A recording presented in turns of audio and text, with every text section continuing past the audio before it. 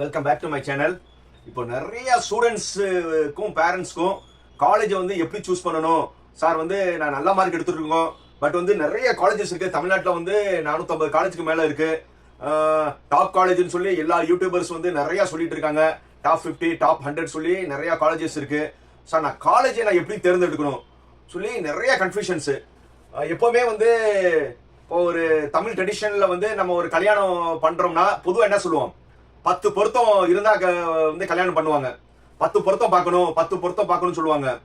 ஏன்னா அந்த 10 பொருத்தத்துல வந்து ஆல்மோஸ்ட் வந்து ஒரு 8 or 9 பொருத்தம் வந்து மேட்ச் இருந்தாதான் அந்த இதே என்ன செய்வீங்க, கல்யாணத்தையே வந்து சம்பந்தம் ஒத்துக்குருவீங்க. இது வந்து கல்யாணத்துக்கு வந்து 8, 9 இருந்தாவே வந்து நீங்க ஒத்துக்குருவீங்க. ஆனா உங்களுடைய வாழ்க்கையில வந்து நீங்க காலேஜ் தேர்ந்தெடுக்கிறதுல மினிமம் 10 பொருத்தமும் இருந்தா மட்டும்தான் ஒரு நல்ல காலேஜ். நீங்க நல்ல காலேஜ் வந்து தேர்ந்தெடுக்கிறதுக்கு ஒரு 10 பொருத்தங்கள் இருக்கு. என்ன சார், திடீர்னு வந்து நீங்க காலேஜ் கவுன்சிலரா இருந்துகிட்டு கெரியர் கைடன்ஸ் பண்ணிக்கிட்டு திடீர்னு மேட்ரிமோனி மாதிரி பேசுறீங்க. சார் மேட்ரிமோனி நான் ஆரம்பிக்கலப்பா, நான் ஒன்லி வந்து முதல்ல நீங்க நல்லபடியா காலேஜ் சேர்ந்த பிறகுதானே உங்களுக்கு அடுத்த இது. ஃபியூச்சர்ல முடிஞ்சா வந்து உங்க பேட்ச் 4 வருஷத்துக்கு அப்புறம் கூட வந்து நான் மேட்ரிமோனி பத்தி யோசிக்கிறேன், ஜஸ்ட் ஃபார் ஃபன். இப்போ வந்து 10 பொருத்தங்கள் எப்படி வந்து கல்யாணத்துல பாக்குறீங்களோ அதே மாதிரி ஒரு காலேஜ் தேர்ந்தெடுக்கிறதுல 10 பொருத்தங்கள் ரொம்ப ரொம்ப முக்கியம். ரைட், அத ஒன் பை ஒன்னா பார்ப்போம்.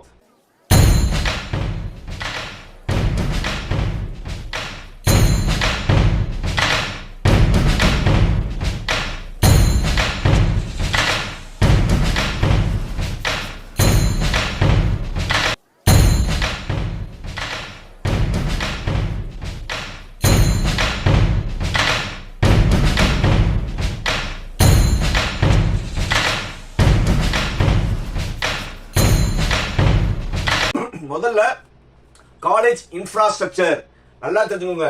காலேஜோட இன்ஃப்ராஸ்ட்ரக்சர் வந்து ரொம்ப ரொம்ப ரொம்ப முக்கியம்.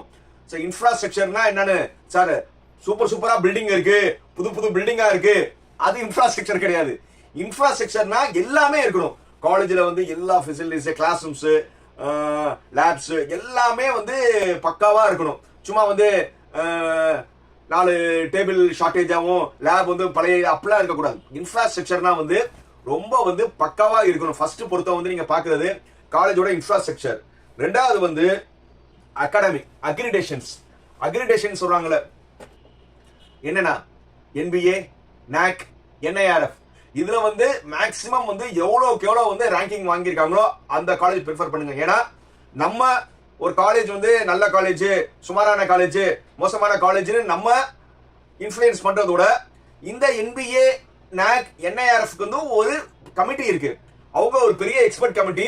அவங்க வந்து காலேஜை வந்து விசிட் பண்ணி அந்த காலேஜ்ல வந்து எல்லாமே வந்து கரெக்டா இருந்தா மட்டும்தான் அந்த காலேஜுக்கு வந்து NAC வந்து A++, A+, A, B+, இப்படி வந்து கேட்டகரைஸ் பண்ணுவாங்க. டாப் வந்து A++, கீழே வந்து அந்த ABCD குறைஞ்சிட்டே வரும். ரைட், அடுத்தது வந்து NBA. அதாவது NBA வந்து ஒவ்வொரு டிபார்ட்மெண்ட்டுக்கும் வந்து கரெக்டா இருந்தா வந்து அந்த டிபார்ட்மெண்ட்டுக்கு NBA கொடுப்பாங்க. ஸோ அதனால வந்து அந்த டிபார்ட்மெண்ட் வந்து NBA இருக்கான்னு பாருங்க.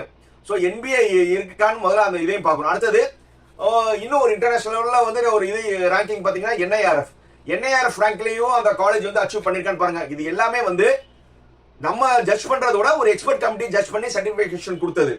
அடுத்தது வந்து அந்த காலேஜ், மூணாவது அந்த காலேஜ்ல வந்து எக்ஸ்பீரியன்ஸ் ஃபேக்கல்டி இருக்காங்களான்னு பாருங்க. அதாவது ஒரு காலேஜ்ல வந்து எவ்வளவுக்கு எவ்வளவு வந்து ஒரு PhD ஃபேக்கல்டி இருக்காங்களோ அந்த ஃபேக்கல்டி வந்து, ஏன்னா ஒரு PhD வந்து ஒரு பெஞ்ச் மார்க். அவங்க வந்து ஆல்மோஸ்ட் எவ்வளவுக்கு எவ்வளவு PhD ஃபேக்கல்டி இருக்காங்களோ அவங்க கொஞ்சம் நாலேஜபிளா இருப்பாங்க. ஏன்னா நீங்க அந்த படிக்கிற அந்த 4 வருஷத்துல வந்து உங்களோட டவுட் எல்லாமே வந்து ஒரு நாலேஜபிள் பர்சன்ஸ் கிட்ட வந்து நீங்க இருந்தீங்கன்னா வந்து உங்களோட டவுட்ஸ் எல்லாமே கிளியர் பண்ணுவாங்க. இன்னொரு முக்கியமானது ஃபேக்கல்டி பத்தி சொல்லும்போது ஃபேக்கல்டி ரிட்டன்ஷன் ரேஷியோன்னு சொல்லுவாங்க. அந்த காலேஜ்ல வந்து ஃபேக்கல்டி வந்து எப்படி இருக்காங்கன்னா என்ன அர்த்தம், எத்தனை வருஷமா இருக்காங்க அர்த்தம். ஒரு நல்ல காலேஜ்ல வந்து ஒரு நல்ல ஃபேக்கல்ட்டி வந்து லூஸ் பண்ண விரும்ப மாட்டாங்க. ஒரு நல்ல ஒரு டேலண்டட் ஃபேக்கல்ட்டி, அவங்கள வந்து வேற காலேஜ் அவங்க ஒரு ஆஃபர் கொடுத்து போனாலும் நீங்க அந்த காலேஜ் போகாதீங்க, உங்களுடைய சேவை எங்களுக்கு தேவை அப்படின்னு சொல்லி உங்களை என்ன செய்வாங்க, ரிட்டன்ஷன் பண்ணுவாங்க. அந்த மாதிரி வந்து ஒரு காலேஜ்ல வந்து மினிமம் வந்து ஒரு 10 years ஆக ஒரு ஃபேக்கல்ட்டி இருக்கணும். அப்படி இருக்காங்களான்னு பாத்தீங்கன்னா கவுண்ட் டவுன்ஸ். ஏன்னா கவர்மெண்ட் காலேஜஸ்ல மட்டும் இருப்பாங்க. ஏன்னா அவங்களுக்கு 60 வயசுல ரிட்டைர்மெண்ட். ஸோ அதனால வந்து ரிட்டன்ஷன்ஸ் வந்து கவர்மெண்ட் காலேஜ்ல இருப்பாங்க. ஆனா பிரைவேட் காலேஜ்ல கொஸ்டின் மார்க். ஏன்னா அந்த காலேஜ் வந்து அந்த ஃபேக்கல்ட்டி வந்து அவங்களோட எக்ஸ்பீரியன்ஸ் கூட கூட அவங்களுடைய டிமாண்ட் வந்து வெளியில இருக்கும். அவங்க வேற காலேஜுக்கு சுவிட்ச் ஓவர் பண்ண போவாங்க. அப்படி போனா போப்பா நீ இல்லாட்டா வந்து எனக்கு வேற ஃபேக்கல்ட்டி இருக்கான்னு சொல்லி லோ சம்பளத்துக்கு எடுத்துக்கிற காலேஜஸ் இருக்கு. அப்படி இல்லாம எக்ஸ்பீரியன்ஸ் ஃபேக்கல்ட்டி நம்ம காலேஜுக்காக இத்தனை வருஷம் இருந்தாங்க, இவங்களை வந்து நம்ம விடக்கூடாது, அவங்களுக்கு இன்னும் ஃபெசிலிட்டிஸ் பண்ணி கொடுத்தோம்னு சொல்லி ஒரு நல்ல மேனேஜ்மெண்ட் வந்து எந்த ஃபேக்கல்ட்டி என்ன செய்ய மாட்டாங்க, லூஸ் பண்ண மாட்டாங்க. அப்படி ரொம்ப ரொம்ப கம்மி. அப்படி வந்து நீங்க வந்து ஃபேக்கல்ட்டி ரிட்டென்ஷன்ஸ் நல்லா இருக்காங்கன்னு பாருங்க. ஏன்னா ஒரு ஃபேக்கல்ட்டியை சந்தோஷமா வச்சிருக்க காலேஜ் வந்து ஸ்டூடெண்ட்ஸையும் நல்லபடியா வச்சுக்குருவாங்க. புரியுதா? அதனால ஃபேக்கல்ட்டி ரிட்டென்ஷன் ரேஷியோ சொல்லுவாங்க. நீங்க அப்படி பேச்சுவாக்கில் கொடுத்தாவே ஒவ்வொரு டிபார்ட்மெண்ட்ஸ் இந்த காலேஜ் ஹெச்ஓடி எத்தனை வருஷமா இருக்காங்க, இந்த ப்ரொஃபசர் எத்தனை வருஷமா இருக்காங்க அப்படின்னு பாத்துக்கோங்க. ஆனா நவடேஸ் இந்த ஃபேக்கல்ட்டி ரிட்டென்ஷன்ஸ் வந்து ரொம்ப ரொம்ப கம்மி. ஏன்னா எதுக்கு நான் இவ்வளவு சம்பளம் கொடுத்து இந்த ஃபேக்கல்ட்டியை வச்சுக்கிட்டு சும்மா ஒரு 20,000 15,000 ஃபேக்கல்ட்டி வர்றாங்கன்னு சொல்லி ஃப்ரெஷரை போட்டு ரன் பண்ற காலேஜஸ் நிறைய. அதை வந்து நீங்க நல்லபடியா நோட் பண்ணிக்கோங்க. அடுத்தது வந்து அகாடமிக் பெர்ஃபார்மன்ஸ். நல்ல ஃபேக்கல்ட்டி இருந்தா வந்து உங்களுக்கு என்ன வந்துடும், ஆட்டோமேட்டிக்கா வந்து ரிசல்ட் நல்லா வந்துடும். ஒரு அகாடமிக் பெர்ஃபார்மன்ஸ்ல வந்து ஒரு காலேஜ் வந்து அந்த மேக்ஸிமம் அந்த ஸ்டூடெண்ட்ஸ் எல்லாமே வந்து நல்லா ஸ்கோரிங் பண்றாங்க, ஒரு 90-95% எடுக்கிறாங்க. ஸோ எல்லாமே வந்து ஒரு கிரேட்ல பார்த்தோம்னா A++ இந்த மாதிரி நல்லா பண்றாங்க. மேக்ஸிமம் யாரும் அரியர் பண்றது இல்ல. அந்த காலேஜ் வந்து மேபி அது அட்டானமஸா நான் அட்டானமஸ் இருந்தாலும் நல்லா வந்து ஒரு பாஸ் பெர்சன்டேஜ் கொடுக்குறாங்க. அப்படி காலேஜ் வந்து நீங்க தேர்ந்தெடுக்கணும். ஏன்னா ஒரு நல்ல ஒரு பாஸ் பெர்சன்டேஜ் இருந்துச்சுன்னா அந்த காலேஜ்ல வந்து ஃபேக்கல்ட்டி வந்து நல்லா சொல்லி கொடுத்துருக்காங்க. ஃபேக்கல்ட்டி நல்லா சொல்லி கொடுத்தனால தான் நீங்க வந்து என்ன செஞ்சிருக்கீங்க, நல்லபடியா பரீட்சை எழுதி பாஸ் பண்ணிருக்கீங்க. ஸோ அதனால அகாடமிக் பெர்ஃபார்மன்ஸும் ஒன்று பார்க்கணும். அடுத்தது வந்து அப்டேட்டட் லேப் ஃபெசிலிட்டிஸ். இது நல்லா நோட் பண்ணிக்கோங்க. ஒரு காலேஜில் வந்து அவங்களுடைய லேப் வந்து அப்டேட்டடா இருக்கணும். ஏன்னா இப்போ சின்ன எக்ஸாம்பிள் நம்ம வச்சுக்கிறோம். இப்போ கம்ப்யூட்டர் சயின்ஸ்னு ஒரு டிபார்ட்மெண்ட் வந்து இருக்கு, அது இருக்கு, ஏற்கனவே வந்து கம்ப்யூட்டர் சயின்ஸ் டிபார்ட்மெண்ட் இருக்கு. ஆனா இப்போ புதுசா வந்து நீங்க என்ன விரும்புறீங்க, ஏடிஎஸ், ஏஎம்எல், ஐஓடிஸ் இந்த மாதிரி வந்து நீங்க வந்து எல்லாம் விரும்புறீங்க. அதனால தமிழ்நாட்டில் இருக்க 450 காலேஜுமே வந்து என்னது ADS, AML, IoT, computer and communication எல்லாமே கோர்சஸ் எடுக்கிறாங்க. ஆனா அந்த காலேஜ்ல வந்து நீங்க நினைக்கிற ஏடிஎஸ், ஏஎம்எல், கம்ப்யூட்டர் சயின்ஸ், விஎல்எல்சி எல்லாமே வந்து லேப் அவ்வளவு அப்டேட்டடா இருக்கா? ஏன்னா இப்போ ரோபோட்டிக்ஸ்னு ஒரு இது இருக்கு, சும்மா வந்து பொம்மை ரோபோட் இருக்கிறதும் இருக்கு, ஒரு பக்கா ரோபோட் இருக்கு. ஒரு பக்கா ரோபோட் தான் க்ரோக்கன் ஆகும். இல்ல இவங்க 1000 கணக்கில் வந்து ஒரு ரோபோட் வாங்கி வைப்பாங்க. சோ அந்த மாதிரி வந்து ஒரு லேபோட இன்ஃப்ராஸ்ட்ரக்சர் வந்து ரொம்ப நல்லா இருக்கணும். புரியுதா? இப்போ நிறைய வளர்ந்துட்டு இருக்கிற டெவலப் ஆகிற காலேஜஸ் எல்லாம் வந்து இன்ஃப்ராஸ்ட்ரக்சரோட வந்து அந்த லேப் ஃபெசிலிட்டிஸ் என்ன செய்யறாங்க, அவ்வளோ அப்டேட் பண்றாங்க. எவ்வளவு கூட வந்து நீங்க அப்டேட்டட் வந்து லேப்ஸ் இருக்கோ அப்போ என்ன ஆகும், உங்களுடைய ஸ்டூடெண்ட்ஸ் வந்து நீங்க வந்து 4 வருஷம் லேப்ல இருக்கும்போது அப்டேட் மெஷின்ஸ்னா உங்களுக்கு நிறைய வந்து ஹேண்ட்ஸ் ஆன் ட்ரைனிங், உங்களுக்கு வந்து என்னது அவ்வளோ எக்ஸ்பீரியன்ஸ் இருக்கும். அதுக்கப்புறம் வந்து அந்த காலேஜ்ல குட் பிளேஸ்மெண்ட் செல். ஏன்னா ஆப்வியஸ்லி எல்லாத்தோட கனவு என்னது, வேலைக்கு தானே. சார் இந்த காலேஜ்ல சேர்ந்தா 4 வருஷம் கழிச்சு என் பையனுக்கு வந்து 20 லட்சத்துல சம்பளம் கிடைக்கும், 30 லட்சத்துல சம்பளம் கிடைக்கணும் கனவுகளுடன் தான் வந்து நீங்க சேர்க்கிறீங்க. அப்படிதானங்க? இல்ல 4 வருஷம் டிகிரி படிச்சா போதும் சொல்லி உங்க பையனை சேர்க்கிறீங்களா? இந்த காலேஜ்ல சேர்ந்தா வந்து என் பையனுக்கோ பொண்ணுக்கோ வந்து ஒரு 20 லட்சம் 25 லட்சத்துல சம்பளம் வருஷத்துக்கு வாங்கி கொடுப்பாங்க, அந்த இடத்துல தான் வந்து நீங்க சேர்க்கிறீங்க. அந்த மாதிரி இருக்கும்போது ஒரு நல்ல பிளேஸ்மெண்ட் செல் இருந்தா மட்டும்தான் அவங்க என்ன செய்வாங்க, நல்ல நல்ல கம்பெனிஸ் வந்து கொண்டு வருவாங்க. அதே மாதிரி வந்து நல்ல பிளேஸ்மெண்ட் செல் இருந்தாதான் உங்களுக்கு பிளேஸ்மெண்ட் ட்ரைனிங், உங்களுக்கு பர்சனல் டெவலப்மெண்ட், சாஃப்ட்வேர் ஸ்கில், இப்போ வந்து அந்த இண்டஸ்ட்ரி வந்து கரண்டா என்ன எக்ஸ்பெக்ட் பண்றாங்க எல்லா லாங்குவேஜும் உங்களுக்கு என்ன செய்வாங்க சொல்லி கொடுப்பாங்க. ஒரு நல்ல பிளேஸ்மெண்ட் செல் இருந்தா மட்டும்தான் வந்து உங்களால வந்து நீங்க கனவுகளுடன் போய் சேர்றதுக்கான கனவு நனவாகணும்னா இந்த பிளேஸ்மெண்ட் செல் இருக்கணும். அதுக்கப்புறம் வந்து MOUன்னு சொல்லுவாங்க, மொமெண்டம் ஆஃப் அண்டர்ஸ்டாண்டிங். அதாவது ஒரு நல்ல ஒரு காலேஜ்ல வந்து நிறைய இண்டஸ்ட்ரி, பெரிய பெரிய இண்டஸ்ட்ரியோட என்ன செய்வாங்க, டை அப் பண்ணிருப்பாங்க. இப்போ நீங்க திடீர்னு வந்து ஒரு ஆட்டோமொபைல் ரிலேட்டடா வந்து ஒரு இது பண்ணணும்னு நினைக்கிறீங்கன்னா அவங்க வந்து ஆட்டோமொபைல் ரிலேட்டட் கம்பெனில வந்து டை அப் பண்ணிருப்பாங்க. ஐடி ரிலேட்டடா நீங்க பண்ணணும்னா நிறைய ஐடிஸ் கம்பெனிஸோட டை அப் பண்ணிருப்பாங்க. இல்ல எலக்ட்ரிக்கல் ரிலேட்டடா நிறைய வந்து எலக்ட்ரிக்கல் ரிலேட்டட் கம்பெனியோட டை அப் பண்ணிருப்பாங்க.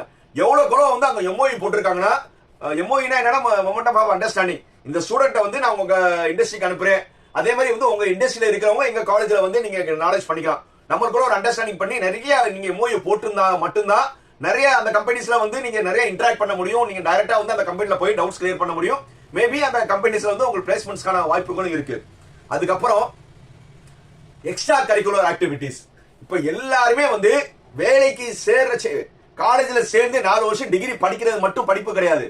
அதோட வந்து உங்களுடைய தனித்திறமையை வளர்த்துக்கிட்டே இருக்கணும். இப்போ நிறைய காலேஜஸ்ல வந்து ஸ்போர்ட்ஸ் கோட்டான்னு சொல்லி எடுக்கிறாங்க, நிறைய ஸ்போர்ட்ஸ் இருக்கு.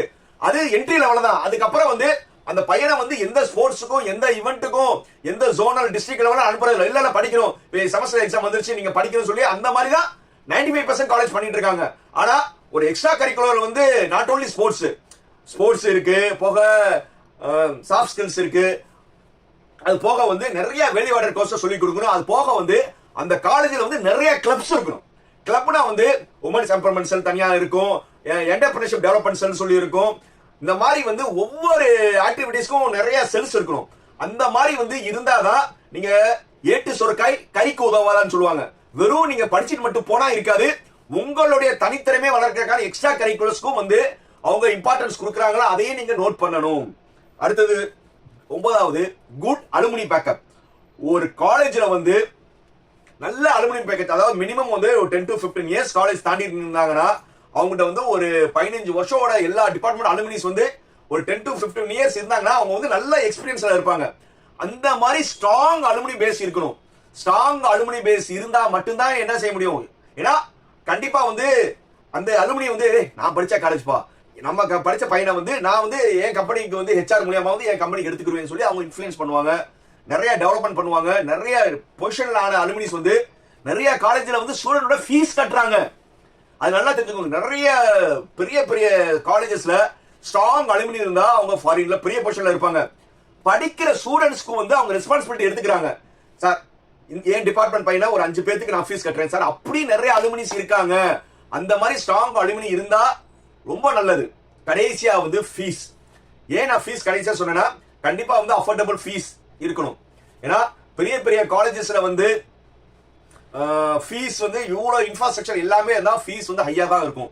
பட் அந்த மாதிரி காலேஜ்லயும் வந்து அஃபோர்டபிள் ஃபீஸா இருந்தா நல்லது. ஏன்னா சார் எல்லா டெவலப்மெண்ட் பண்ணிட்டு ஒரு 3 லட்ச ரூபா ஃபீஸ் கொடுங்க, 4 லட்ச ரூபா ஃபீஸ் கொடுங்கன்னா நடத்துற மட்டும் லோயர் பீப்புள்னால வந்து என்னது ஒரு நல்ல காலேஜ் வந்து கனவாயிரும். ஸோ கனவு நனவாகணும்னா என்ன இருக்கணும், ஃபீஸ் ஒரு இம்பார்ட்டன்ஸ். இப்போ வந்து இப்போ டாப் லெவல் காலேஜஸ்ல வந்து டாப் மார்க் எடுத்த ஸ்டூடெண்ட்ஸ்க்கு வந்து ஃபீஸ் வேவர் நிறைய கொடுக்குறாங்க. அது வரவேற்கத்தக்கது. ஏன்னா ஒரு சில காலேஜ் வந்து மேனேஜ்மெண்ட்டுக்கு வந்து அவங்க மணி மைண்டடா இருந்தா ஒரு பெர்சன்டேஜ் சீட்ஸ் வந்து நல்லா படிக்கிற நல்ல பெர்சன்டேஜ் எடுத்த மாணவர்களுக்கு கொடுக்குறாங்க. அந்த மாதிரி காலேஜஸ் வந்து நீங்க நேரில் போய் விசிட் பண்ணி அவங்க உண்மையிலேயே வந்து ஜெனியூனா வந்து ஆஃபர்ஸ் எல்லாம் கொடுக்குறாங்கன்னு பார்த்துட்டு இஃப் 100% அவங்க எல்லாமே கொடுக்குறாங்கன்னா அந்த மாதிரி காலேஜஸை வந்து நீங்க செலக்ட் பண்ணுங்க. செலக்ட் பண்ணி அந்த மாதிரி காலேஜஸ் சேர்ற தப்பே கிடையாது. இருந்தாலும் கவுன்சிலிங்ல வெயிட் பண்ணி நல்ல காலேஜ்ல எடுங்க. நல்ல காலேஜ்ல எடுத்து நல்ல குரூப் எடுத்து உங்க வாழ்க்கையை நல்லபடியா படித்து உங்க வாழ்க்கை சீரும் சிறப்பும் அமையறதுக்கு என்னுடைய வாழ்த்துக்கள். மீண்டும் அடுத்த வீடியோல சந்திக்கும் வரை என்னன்னா லைக், கமெண்ட், ஷேர், சப்ஸ்கிரைப். மீண்டும் அடுத்த சந்திக்கும் வரை பை பை.